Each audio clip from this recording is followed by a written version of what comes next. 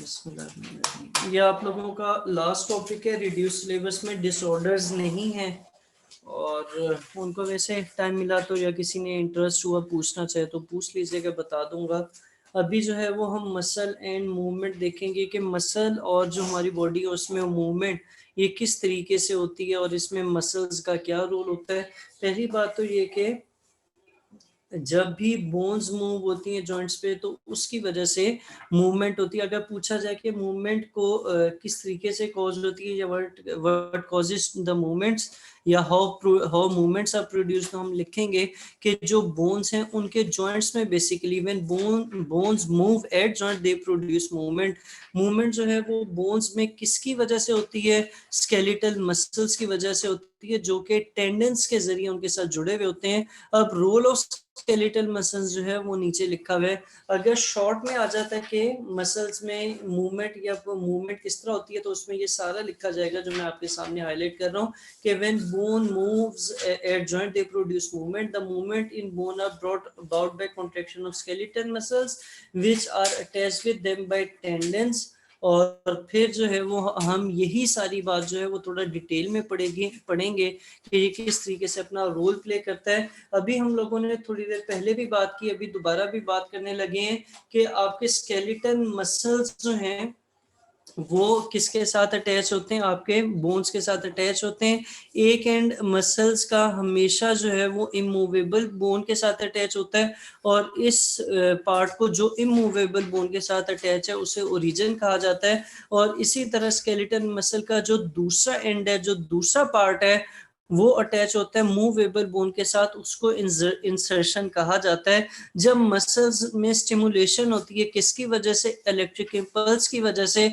तो फिर वो क्या करता है? कॉन्ट्रैक्ट करता है, शॉर्टर और थिकर, शॉर्ट हो जाता है थोड़ा साइज में और थोड़ा मोटा हो जाता है। और इसकी इस कॉन्ट्रैक्शन की वजह से क्या होगा कि ये मूवेबल बोन को जो इंसर्शन पे लगी हुई होती है, मूवेबल बोन उस पार्ट को अपनी तरफ पुल करता है। ठीक है, और क्या जनरेट करते हैं? और मूवमेंट जनरेट करता है। अब स्केलेटल मसल्स जो है वो आमतौर पे एंटेगोनिस्ट की तरह काम करते हैं।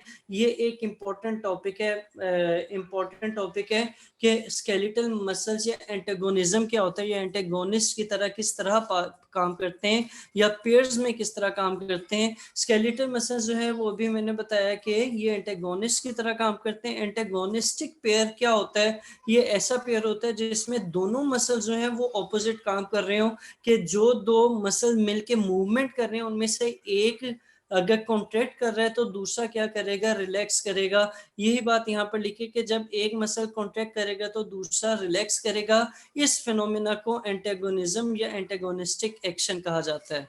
ठीक है, और ये किस तरीके से होता है? इसमें ये होता है कि जब मसल कॉन्ट्रैक्ट करता है, जब मसल कॉन्ट्रैक्ट करता है तो वो सामने वाले जॉइंट को बेंड करता है, इसको हम फ्लेक्सर मसल कहते हैं। और जो मूवमेंट उसके कॉन्ट्रैक्शन की वजह से हो रही है उसको फ्लेक्शन कहा जाता है। सही है? सही है। अच्छा जी, और इसके ऑपोजिट जो काम हो रहा होता है उसमें क्या होता है कि जब मसल कॉन्ट्रैक्ट करता है तो वो दूसरे पार्ट ऑफ जॉइंट को स्ट्रेट कर देता है, सीधा कर देता है। इसको एक्सटेंसर मसल कहा जाता है और इस मूवमेंट को एक्सटेंशन कहा जाता है। यानी एंटेगोनिस्टिक पेयर में दो काम हो रहे हैं, एक फ्लेक्शन हो रही है और दूसरी एक्सटेंशन हो रही है। और ये दोनों मिलके क्योंकि पेयर में काम कर रहे हैं तो हम इसको क्या कहते हैं? एंटेगोनिस्ट एक्शन या एंटेगोनिज्म कहते हैं या एंटेगोनिस्टिक एक्शन कहते हैं। अब इसको समझाने के लिए उन्होंने जो यहाँ पर एग्जांपल दी हुई है वो है बाइसेप की एग्जांपल। बाइसेप क्या होता है? बाइसेप जो आपके ये बाजू का मसल है, आर्म का मसल है, इसको कहा जाता है। बाइसेप में फ्लेक्सर मसल लगा होता है अपर आर्म की बोन पे, और ट्राइसेप जो है वो एक्सटेंसर मसल होता है back side of the arm पे। ये सामने आपके जो है वो बाइसेप मसल बना हुआ है। अब इसमें क्या होगा कि इसमें भी दो मसल्स मिलके जो है वो एक मूवमेंट जनरेट करते हैं। अब इस साइड वाला जो मसल है जो फ्रंट साइड पर है, बाइसेप पर मौजूद है, ये कॉन्ट्रैक्ट करता है। और जब ये कॉन्ट्रैक्ट करता है तो क्या होता है? जब ये कॉन्ट्रैक्ट करता है तो यहाँ से आपके आर्म ऊपर की तरफ मूव करेगा। जब आर्म ऊपर की तरफ मूव करेगा तो क्या होगा? तो ये पीछे वाला जो मसल है इसमें खिंचाव होगा और हम इस वाले मसल को क्या नाम देते हैं? ट्राइसेप का नाम देते हैं। ठीक है। इसी तरह जब आप लोगों ने हाथ अपना वापस सीधा करना होता है तो क्या होता है कि जब आपने ये आर्म अपना सीधा करना होता है तो जैसे ऊपर बाइसेप में पहले कॉन्ट्रैक्शन हो रही थी और ट्राइसेप में क्या हो रही थी, रिलैक्सेशन हो रही थी, तो इसी तरह अब क्या होगा, अब ये होगा कि ये ट्राइसेप के मसल में कॉन्ट्रैक्शन होगी। जब इसमें कॉन्ट्रैक्शन होगी तो एज ए रिजल्ट क्या होगा, एज ए रिजल्ट ये बोन इस तरफ को स्ट्रेच होगी और जो ऊपर वाला मसल है जो जिसे हम बाइसेप का मसल कह रहे हैं, इसके अंदर जो है वो रिलैक्सेशन होगी। और यही जो है वो हमने क्या कहा था, बात की थी कि जब आपका एंटागोनिस्टिक एक्शन होता है तो मसल्स पेयर में काम करते हैं कि दोनों मसल्स या दो पेयर ऑफ मसल जो है वो मिलके एक एक्शन कर रहे होते हैं और यही हमें इस एग्जांपल में नजर आ रहा है।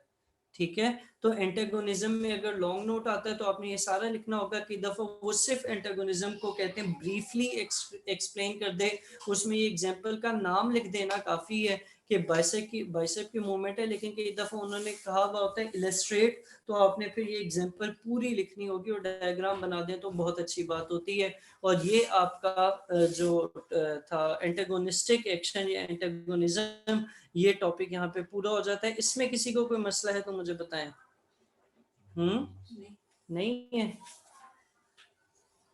अच्छा, ये और कहाँ कहाँ पे होता है, कोई एक और एग्जांपल दे सकते हैं इसकी?